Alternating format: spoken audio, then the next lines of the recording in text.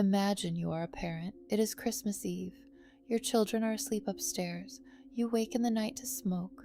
You get your family out, and then you realize 5 of them are still inside.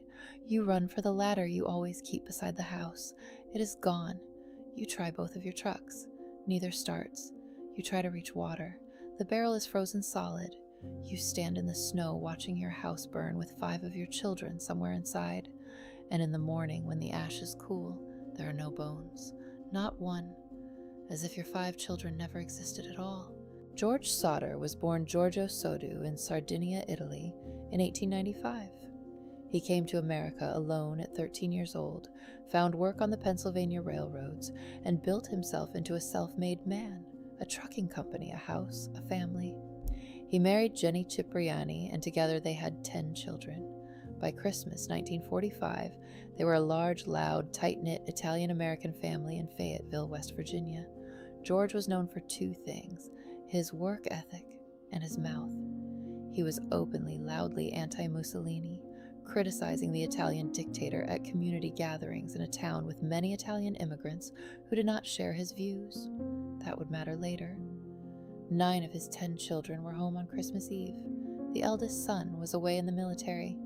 That night, George and Jenny went to bed at a reasonable hour. The younger children were asleep. The 3 older children, Marion 17, John 23, and George Jr. 16, stayed up late. Around midnight, Jenny was woken by a phone call. A woman asked for someone who did not live there. Jenny could hear laughter and clinking glasses in the background. She hung up. She noticed the house felt unusually warm. She went back to sleep.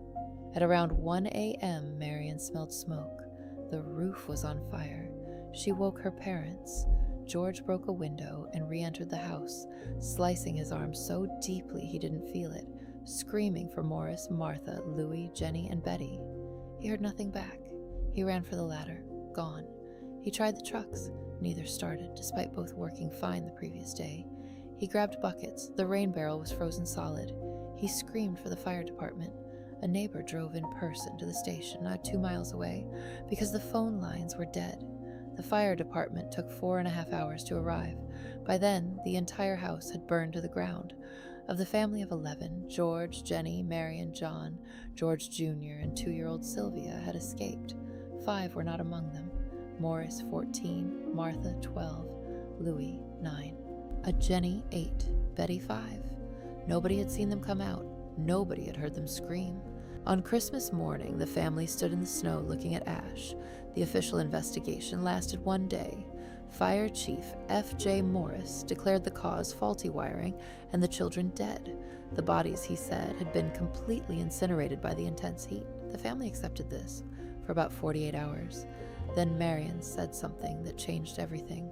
She said, "During the fire, I kept watching the windows. I never saw a single one of the children, and I never smelled burning flesh. They say you can smell it for miles." She was right, and she was not alone in finding it impossible to believe. A house fire, even a catastrophic one, does not cremate a human body. It cannot. Even a professional crematorium operating at over 1,400 degrees Celsius for 2 hours leaves behind bones and teeth. The Sodder house fire burned for less than 1 hour at temperatures far below that. The family hired a professional crematorium expert to review the case. His conclusion was unambiguous. If 5 children had died in that fire, there would be remains. Bones survive fire. Teeth survive fire. Something always survives. The investigators found nothing, not one fragment. The fire chief's explanation, that the children had been completely incinerated, was, according to the expert, physically impossible. Then the family began to look more carefully at what had happened before and during the fire. The ladder George kept propped beside the house every night, gone. Found weeks later hidden in an embankment 23 meters from the house. Both trucks, fine the day before, neither starting on the night of the fire. The phone lines, not burned as a fire might cause, cut, meticulously cleanly cut before the fire began. The Christmas tree lights. If the fire had started from faulty wiring, the circuit would have failed. The Christmas lights stayed on throughout the entire fire. The official explanation was faulty wiring, but the lights powered by that same wiring burned bright while the house collapsed around them. Someone had removed the ladder, Someone had disabled the trucks, someone had cut the phone lines, and then someone had started the fire by a method that left the electrical circuit intact. 2 years after the fire, the family learned that Fire Chief Morris had found something in the ashes. He had told someone that he'd found a human heart in the rubble and had quietly buried it rather than telling the family. When the Sodders confronted him, he led them to the spot and dug it up. A pathologist examined it. It was not a heart, it was a beef liver. It had no fire damage whatsoever, meaning it had been placed in the ground after the fire, not found in it. Someone had planted a beef liver in the rubble of the Sodder home, covered it up, and told a false story about it for 2 years. The fire chief was either deceived or complicit. The family chose to believe the latter. So did the private investigator they subsequently hired. Over the following weeks, witnesses began coming forward. A woman said she had watched the fire from the road and seen a man carry several children to a car, which then drove away. A hotel employee said she had seen the Sodder children, all 5 together, checking in at a nearby hotel on Christmas morning. A waitress said she had served them breakfast at a roadside restaurant on December 25th, accompanied by 2 Italian-speaking men and 2 Italian-speaking women. She remembered them clearly because one of the children had waved at her. Each of these witnesses was interviewed. None were discredited. None were followed up on by authorities. The family hired a private investigator, C.C. Tinsley, who concluded that the official investigation had been deliberately compromised from the beginning. George Sodder was a vocal public critic of Mussolini. In a Fayetteville community with many Italian immigrants, some of whom had ties to Italian organized crime, this made him enemies. 2 months before the fire, an insurance salesman visited George and tried to sell him fire insurance. When George refused, the man pointed at the fuse boxes and said, and this is a direct quote, "Your house is going to go up in flames, and your children will be destroyed." He left. The family didn't report it. Then, shortly before the fire, a stranger visited George asking for work. When George said he had none, the man pointed at the fuse boxes himself and said, "This is going to cause a fire someday." The theory is that George's anti-Mussolini views made him a target. The children were taken to Italy, alive, as punishment and leverage. This theory would explain the witnesses who saw the children with Italian-speaking adults. It would explain the sabotage. It would explain the 4.5-hour delay from a fire station 2 miles away. The most straightforward explanation remains that the 5 children died in the fire, and the absence of remains is explained by the intensity and location of the blaze. Some forensic experts have argued that under certain conditions, a particularly hot fire concentrated in one area for an extended period, remains can be reduced beyond identification. The official position of West Virginia authorities has always been that the children perished. The Smithsonian's coverage of the case in 2012 concluded that, on balance, this was likely. But this theory requires accepting that the ladder moved itself. Both trucks failed simultaneously on the same night. The phone lines were coincidentally cut rather than burned. The Christmas lights stayed on despite a wiring fault. The fire chief planted a beef liver. Multiple witnesses fabricated detailed sightings, and a stranger sent a photograph of Louis Sodder from Kentucky 23 years later for no reason. The third theory, and the one the Sodder family held until their deaths, is that the fire was set deliberately as a distraction. The children were kidnapped before the fire was lit.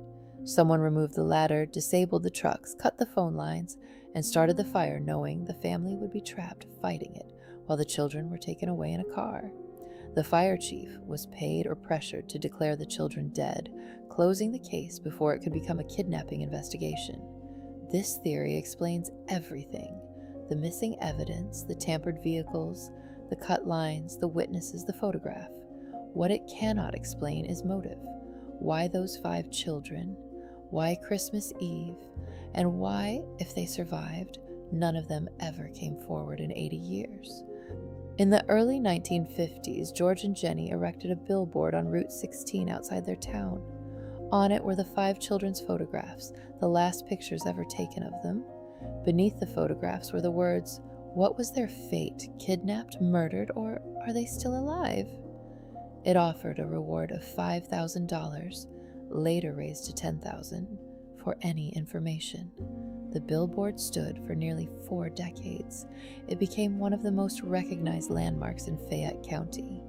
Drivers would slow down as they passed it.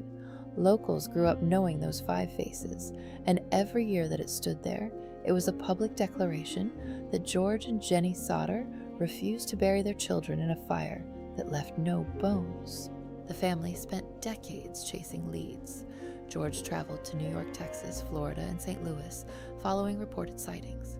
In 1967, a woman in Texas wrote to the family claiming that a man named Lewis had revealed his true identity to her after too much to drink, and that he and Maurice were both living in Texas under assumed names. George and his son-in-law traveled there. The 2 men they found denied everything. George's son-in-law said the doubt in George's mind about that denial never left him for the rest of his life. In 1967, the 22 years after the fire, Jenny Sodder received an envelope at home. No return address, postmarked Central City, Kentucky. Inside was a single photograph of a young man. He was around 30 years old. On the back of the photograph, someone had written, "Louis Sodder, I love Brother Frankie, a lil boys, a 90132. Jenny looked at the photograph and said immediately that she recognized him. The facial structure, the dark eyes, the way he held himself. She was certain it was Louis, aged by 22 years. A private investigator was hired to trace the photograph. The postmark was investigated, the handwriting was analyzed. Every lead ran cold. The sender was never found. The young man in the photograph was never identified. The inscription, "A lil boys, a 90132, has never been decoded." The letter is still the most concrete evidence the family ever received that at least one of the children survived, and it is evidence that proves nothing. George Sodder died in 1969, 24 years after the fire, still searching, still certain his children were alive somewhere. Jenny outlived him by 20 years. She kept her bedroom as an investigation center, walls covered in maps, photographs, newspaper clippings, leads. She wore black every day from Christmas 1945 until her death in 1989. The billboard came down shortly after she died. Her surviving children continued searching.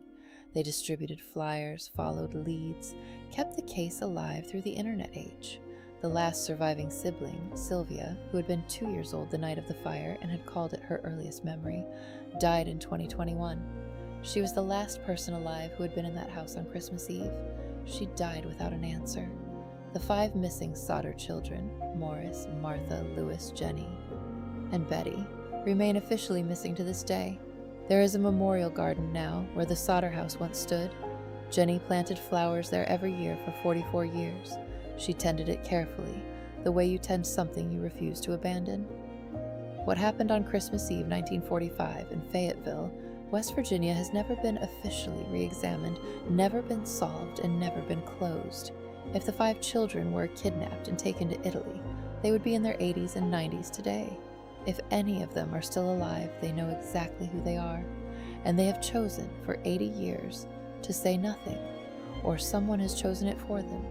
If you have watched this far, you already know which answer you believe. Leave it in the comments. I read everyone. And if this is the first video you have seen on this channel, there are new mysteries here every week. Subscribe so you do not miss the next one.